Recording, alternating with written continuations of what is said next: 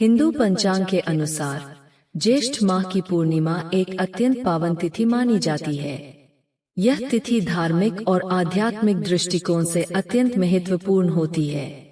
इस दिन कई व्रत, पूजन और स्नान दान के कार्य किए जाते हैं। खासकर गंगा स्नान, सत्यनारायण व्रत, पितृतर्पण तथा दान का विशेष महत्व होता है। लेकिन जैसा कि हर शुभ तिथि के साथ कुछ विशेष नियम और सावधानियां जुड़ी होती है, वैसे ही ज्येष्ठ पूर्णिमा पर भी कुछ कार्य ऐसे माने जाते हैं जिन्हें करना अशुभ और वर्जित बताया गया है। यह कार्य न केवल मानसिक और शारीरिक हानि पहुंचा सकते हैं, बल्कि व्यक्ति के जीवन में दुर्भाग्य और विपत्तियों का कारण भी बन सकते हैं। दोस्तों, आज के इस वीडियो में हम जानेंगे कि ज्येष्ठ पूर्णिमा के दिन किन कार्यों से बचना चाहिए। लेकिन उससे पहले, यदि आप भी चाहते हैं कि मां लक्ष्मी का आशीर्वाद आप पर बना रहे, तो इस वीडियो को एक लाइक और शेयर जरूर करें। साथ ही चैनल पर नए हो तो चैनल को सब्सक्राइब कर कमेंट बॉक्स में सच्चे दिल से जय मां लक्ष्मी जरूर लिखें। दोस्तों, पहले जान लेते हैं ज्येष्ठ पूर्णिमा की 2025 की तिथि व शुभ मुहूर्त। हिंदू पंचांग के अनुसार वर्ष 2025 में ज्येष्ठ मास की पूर्णिमा तिथि 10 जून मंगलवार को सुबह 11:35 पर प्रारंभ होगी और इसका समापन अगले दिन 11 जून बुधवार को दोपहर 1:13 पर होगा। पूर्णिमा का व्रत 10 जून 2025 मंगलवार को रखा जाएगा। इसका कारण यह है कि पूर्णिमा तिथि का आरंभ 10 जून को दिन में हो रहा है और यह पूरी रात तक रहेगी, जिससे चंद्र दर्शन और पूजन आसानी से हो सकेगा। वहीं स्नान, दान और पुण्य कर्म 11 जून 2025 बुधवार को किए जाएंगे। दोस्तों, चलिए अब जान लेते हैं कि ज्येष्ठ पूर्णिमा पर कौन से कार्य भूलकर भी नहीं करने चाहिए।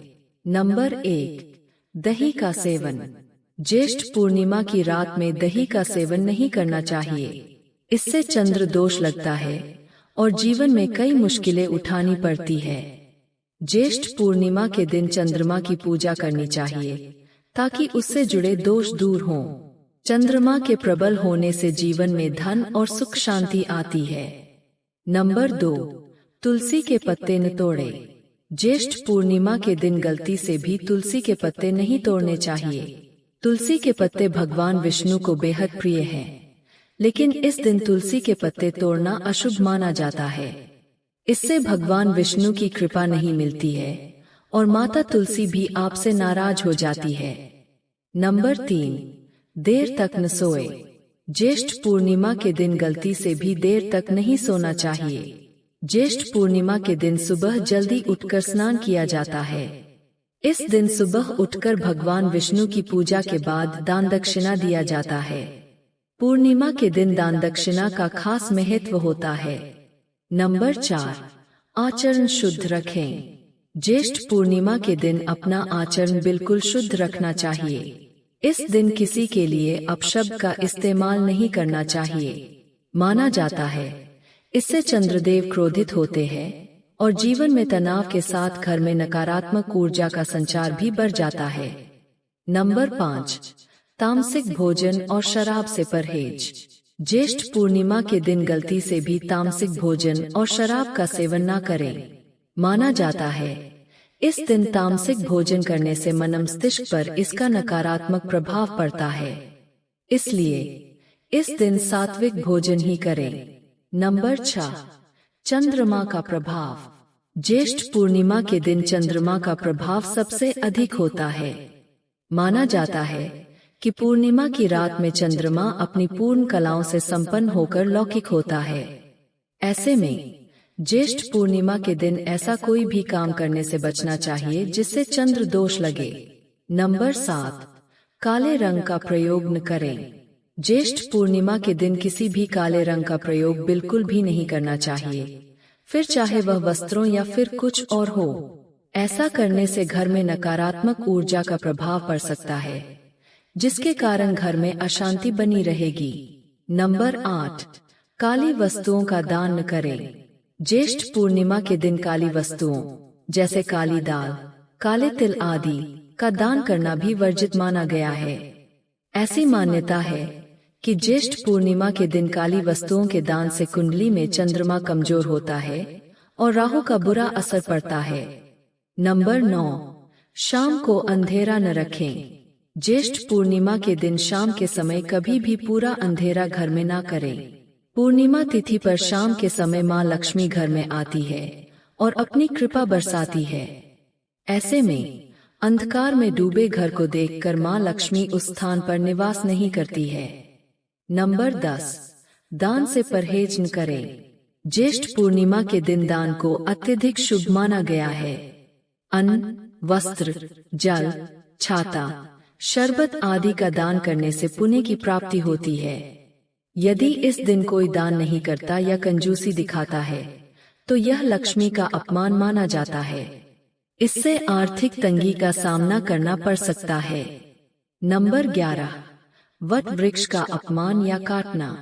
ज्येष्ठ पूर्णिमा को वट सावित्री व्रत के रूप में मनाया जाता है। इस दिन वट वृक्ष यानी कि बर का पेड़ की पूजा होती है। वट वृक्ष को काटना या उसके पास अशुद्ध कार्य करना अत्यंत पाप माना गया है। नंबर 12, पितरों का तर्पण न करना। अगर किसी के पितृ पूर्णिमा को विशेष रूप से याद आते हैं या स्वप्न में दर्शन देते हैं तो तर्पण आवश्यक होता है। इस दिन पितृ कार्य करना विशेष फलदायी होता है। इस दिन पितरों का तर्पण ना करने से पितृ दोष लगता है और संतान सुख में बाधा आती है। नंबर 13, घर में झगड़ा या कलह करना। ज्येष्ठ पूर्णिमा का दिन मानसिक और भावनात्मक संतुलन का होता है। इस दिन घर में विवाद, कलह या अपशब्दों का प्रयोग करना वातावरण को दूषित करता है और देवी देवताओं का अपमान होता है। इससे घर में शांति का अभाव होता है, रोग और विवाद का वास होता है तथा अपयश और मानसिक कष्ट होते हैं। नंबर 14, शारीरिक संबंध बनाना। ज्येष्ठ पूर्णिमा के दिन ब्रह्मचर्य का पालन करने की सलाह दी जाती है। इस दिन संयम और तप का पालन अत्यंत आवश्यक होता है। शारीरिक संबंध बनाना व्रत का उल्लंघन माना जाता है। नंबर 15, पूजा पाठ में लापरवाही। ज्येष्ठ पूर्णिमा के दिन भगवान विष्णु, लक्ष्मी, चंद्रमा, वट वृक्ष एवं पितरों की पूजा की जाती है। अगर पूजा में लापरवाही की जाए, मंत्रों का उच्चारण गलत हो या बिना शुद्धता के किया जाए तो इसका उल्टा प्रभाव भी पड़ सकता है। नंबर 16, बुजुर्गों का अपमान या अवहेलना। ज्येष्ठ पूर्णिमा जैसे पुण्य दिन पर माता पिता, गुरु या वृद्ध जनों का अनादर करना महापाप कहा गया है। यह दिन आशीर्वाद लेने का होता है, अपमान करने का नहीं। नंबर 17, बाल कटवाना या नाखून काटना। हिंदू मान्यता के अनुसार पूर्णिमा जैसे विशेष दिन पर शरीर के किसी भी अंग की कटाई, बाल, नाखून आदि को अशुभ माना जाता है।